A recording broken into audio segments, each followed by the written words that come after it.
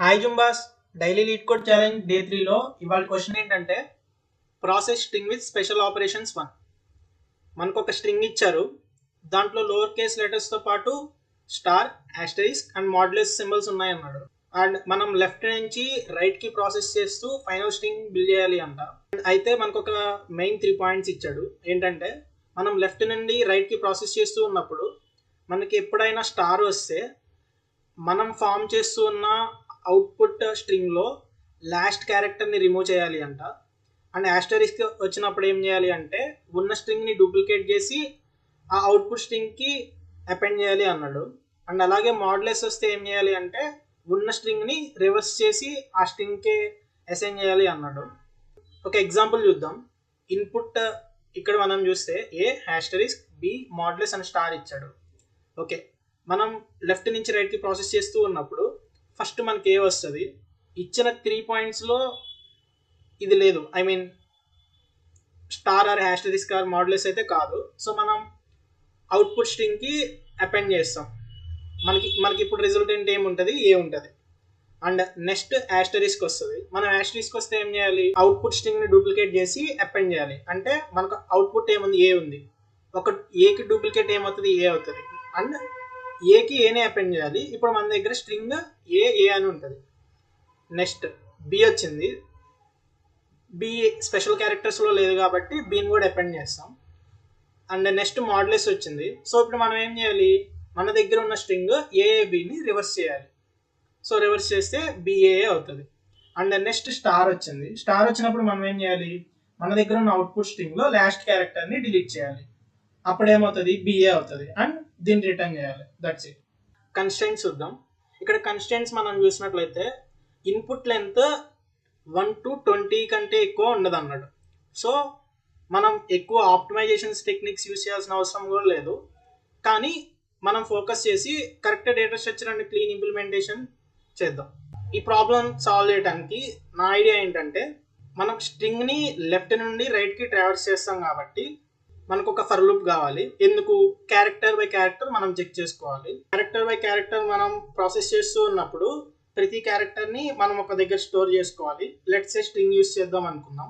కానీ మనం string use చేస్తే ఇక్కడ వచ్చే ప్రాబ్లమ్స్ ఏమేమి ఉంటాయి, మనం ప్రాసెస్ చేస్తున్న ప్రతి క్యారెక్టర్కి ఒకసారి మన స్ట్రింగ్ని మాడిఫై చేయాలి. దానికి ఇంకొక క్యారెక్టర్ అపెండ్ చేయటం కానీ, ఆ స్ట్రింగ్ని రివర్స్ చేయటం కానీ, లేకపోతే స్ట్రింగ్లో లాస్ట్ క్యారెక్టర్ని డిలీట్ చేయటం కానీ చేయాలి. కానీ మనం ఇక్కడ చూస్తే మనకి జావాలో స్ట్రింగ్ ఈజ్ ఇమ్యూటబుల్. అంటే మనం ఏ ఆపరేషన్ చేసినా కొత్త ఆబ్జెక్ట్ క్రియేట్ అవుతుంది, కానీ ఉన్న ఆబ్జెక్టే మళ్ళీ యూజ్ చేసుకోము. సో దీనివల్ల మనకి ఏమవుతుంది, ఎక్కువ స్పేస్ యూజ్ చేసేస్తాం. సో స్పేస్ కాంప్లెక్సిటీ ఎక్కువైపోతుంది. అండ్ ఇంకొకటి, మనం ఇక్కడ ఏమేమి చేయాలి, లాస్ట్లో ఉన్న క్యారెక్టర్ రిమూవ్ చేయాలి. అంటే స్టాక్లో పాప్ అన్నట్టు ఇక్కడ మనకి మన దగ్గర ఉన్న స్ట్రింగ్లో లాస్ట్ క్యారెక్టర్ని తీసేయాలి. అండ్ డూప్లికేట్ని అపెండ్ చేయాలి. అండ్ ఇంకొకటి ఉన్న స్ట్రింగ్ని లేకపోతే ఉన్న అవుట్పుట్ని రివర్స్ చేయాలి. సో ఇలాంటి ఆపరేషన్స్ అన్నీ మనకి పర్ఫామ్ చేసే ఆల్టర్నేటివ్ స్ట్రింగ్కి ఏమన్నా ఉందా అంటే yes, string builder or string buffer use చేయొచ్చు. ఓకే, ఇప్పుడు మనకి 2 ఆప్షన్స్ ఉన్నాయి, string builder and string buffer. మనం స్ట్రింగ్ బిల్డర్ యూస్ చేయాలా, స్ట్రింగ్ బఫర్ యూస్ చేయాలా అంటే స్ట్రింగ్ బిల్డరే యూస్ చేయాలి. ఎందుకు, మనం స్ట్రింగ్ బఫర్ చూస్తే కనుక string buffer thread safe and synchronisation over head ఉంటుంది. సో దీనివల్ల ఏంటి, ఇది మనకి థ్రెడెడ్ ఎన్విరాన్మెంట్లో రన్ అవుతున్నప్పుడు యూస్ చేస్తే చాలా బెస్ట్. కానీ నార్మల్ కేసులో యూస్ చేస్తే కొంచెం స్లో ఉంటుంది. సో మనం స్ట్రింగ్ బిల్డర్ యూస్ చేస్తాం, ఎందుకంటే ఇది మన లీడ్ కోడ్ క్వశ్చన్ సింగిల్ థ్రెడ్లో రన్ అవుతుంది. సో మనకి థ్రెడ్ సేఫ్ డేటా స్ట్రక్చర్ ఏమి అవసరం లేదు, అండ్ సింక్రనైజ్డ్ ఉండేదేమీ అవసరం లేదు. ఎందుకంటే మనం ఒక ఆపరేషన్ ఒక్కసారే చేస్తాం, అంతేగాని మల్టిపుల్ ఆపరేషన్స్ ప్యారల్గా జరగవు. ఇప్పుడు మనం కోడ్ ఇంప్లిమెంటేషన్కి వద్దాం. మనం ఏమనుకున్నాం, మనం రిజల్టెంట్ స్ట్రింగ్ స్టోర్ చేసుకోవడానికి మనకు ఒక స్ట్రింగ్ బిల్డర్ కావాలి. దాన్ని ఎస్బి అనుకుందాం. దానికి ఒక ఆబ్జెక్ట్ క్రియేట్ చేద్దాం. మనం ఇప్పుడు ఏం చేయాలి, ఈ స్ట్రింగ్లో ప్రతి క్యారెక్టర్ని ట్రావర్స్ చేయాలి. సో మనకి ఇక్కడ మళ్ళీ 2 ways ఉన్నాయి. ఒకటి ఫర్ ఈచ్ వాడేసి for character ch in s.to character array వాడచ్చు.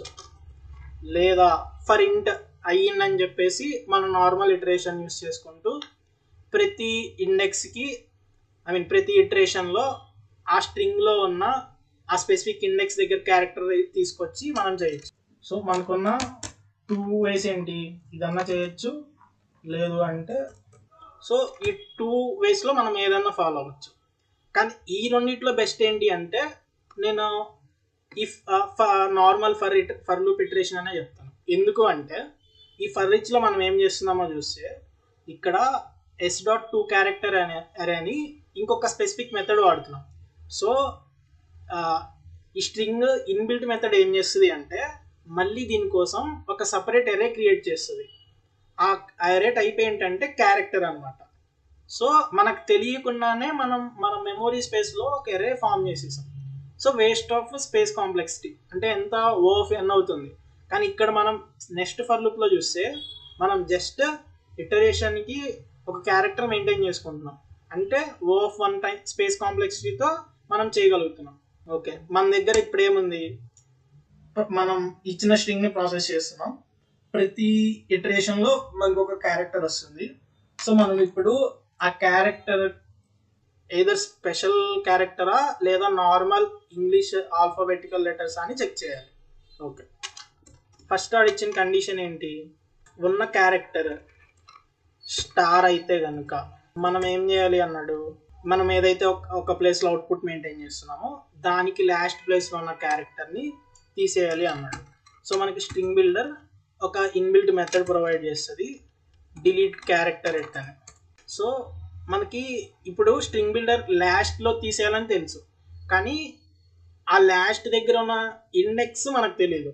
సో అప్పుడు మనం ఏం యూజ్ చేద్దామంటే string builder dot length -1 which is nothing but last character అన్నమాట. ఓకే, కానీ మనకి ఇక్కడ ఒక కండిషన్ ఇచ్చాడు లాస్ట్లో. చూస్తే ఏమన్నాడు, మనకి ఉన్న రిజల్టెంట్లో లాస్ట్ క్యారెక్టర్ తీసేయాలి, కానీ ఆ రిజల్టెంట్లో ఏమన్నా ఉన్నప్పుడు మాత్రమే అన్నాడు. సో మనకి ఇక్కడ రిజల్టెంట్ ఏంటి, ఎస్బీనే కాబట్టి స్ట్రింగ్ బిల్డరే కాబట్టి దాని లెంత్ 0 కంటే ఎక్కువ ఉంటేనే మనం ఆపరేషన్ పర్ఫామ్ చేస్తాం. ఒక కండిషన్ అయిపోయింది. నెక్స్ట్ ఇంకొక కండిషన్ ఏమి ఇచ్చాడు, ఒకవేళ యాస్టరిస్క్ వస్తే ఉన్న మనకి రిజల్ట్ని డూప్లికేట్ చేసి ఆ డూప్లికేట్ని ఉన్న రిజల్ట్కి అపెండ్ చేయమంటున్నాడు.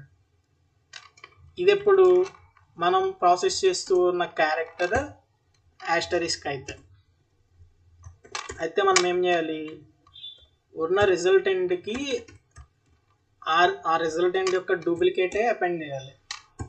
ఓకే, ఇక్కడ మీరు స్ట్రింగ్ sb.to స్ట్రింగ్ కదా వాడాల్సింది అని అడగచ్చు, కానీ స్ట్రింగ్ బిల్డర్ మనకి ఐదర్ స్ట్రింగ్ని అయినా యాక్సెప్ట్ చేస్తుంది లేకపోతే క్యారెక్టర్ సీక్వెన్స్ని అయినా యాక్సెప్ట్ చేస్తుంది. So no issue.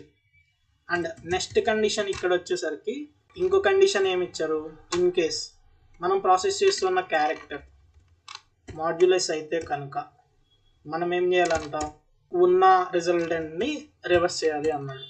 దీనికి కూడా మనకి string builder inbuilt method provide చేస్తుంది, అదేంటంటే రివర్స్. సో మనం డిఫాల్ట్గా అది యూజ్ చేసేయచ్చు. అండ్ ఇవేమీ కాకపోతే ఏమని చెప్పారు, ఫస్ట్లో ఇచ్చాడు, if the letter is a lower case English letter append it to a result, అంతే, sb.append of ch. సో మనకి ఆడిచ్చిన కండిషన్స్ బట్టి మనం అన్ని స్ట్రింగ్ బిల్డర్లోకి స్టోర్ చేసేసుకున్నాం.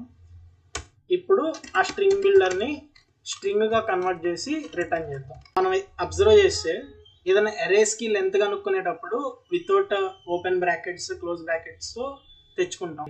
అరే అనేది క్లాసే, బట్ అందులో ఉండే ప్రాపర్టీస్ ఎలా ఉంటాయి అంటే అందులో లెంత్ అనేది ఒక వేరియబుల్, ఓకేనా, which is nothing but state.